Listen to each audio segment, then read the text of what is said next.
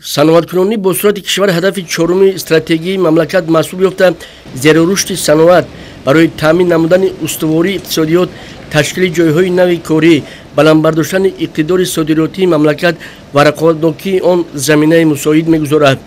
дар натиҷаи тадбирҳои андешидашуда дар 7 соли охир ҳаҷми истеҳсоли маҳсулоти саноатӣ қариб 3 баробар зиёд гардидааст. ин аз он шаҳодат медиҳад ки дар даврони соҳибистиқлолии мамлакат рушди саноат ба тадриҷ рӯ ба беҳбудӣ ниҳода истодааст. айни ҳол дар ҳудуди вилояти Хатнон зиёда аз 54 корхонаҳои коркарди пахта кору фаъолият доранд.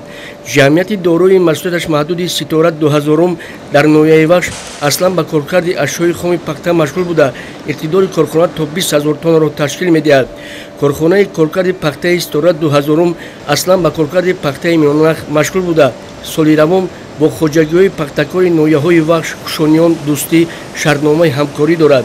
зикр бояд намуд ки барои саривақт қабул ва коркард намудани пахтаи ҷавонвардаи марди деҳқон корхона пурра омода буда айни ҳол дар як баст фаъолият карда дар як шабонарӯз имкон дорад ки аз 40 то 50 тонна ашёи хоми пахтаро коркар карда то 20 тонна нахи алосифат истеҳсол намояд.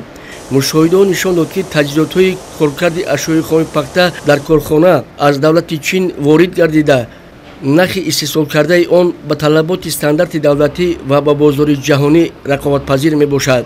ҷамъияти дорои масъулияташ маҳдуди Ситора ноҳияи Вахш асосан ба коркард ва истеҳсоли нахи пахта чигит машғул мебошад. дар сол аз ҳосили 2021 мо бо хоҷагиҳои ноҳияҳои Вахш, Дӯстӣ, Бохтар шартномаи ҳамкорӣ дорем ва то имрӯз ба миқдори зиёда аз 250 тонна пахта ворид шудааст.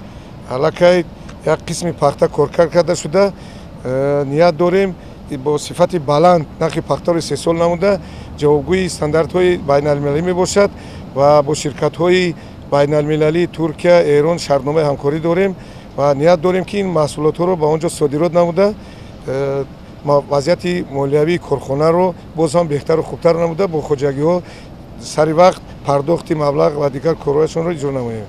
хоҷагиҳое ки имрӯз бо корхона шартномаи ҳамкорӣ доранд бо пули чиниши пахта ва ба ҳар як тоннаи он ба маблағи 8000 сомонӣ маблағгузорӣ карда мешаванд. бо назардошт ва имкониятҳои молиявии корхона ба он хоҷагиҳое ки аз ҳисоби маблағ эҳтиёҷ доранд ба онҳо пешпардохт карда мешавад. дар мавсим корхона имкон дорад ки то 40 нафар коргарони маҳаллиро ба ҷои кори мавсимӣ таъмин намояд. холмуроди ниёзӣ, Абдуғаффори Саттор, Намозали Эргаш барои барномаи ахбор аз ноҳияи Вахш.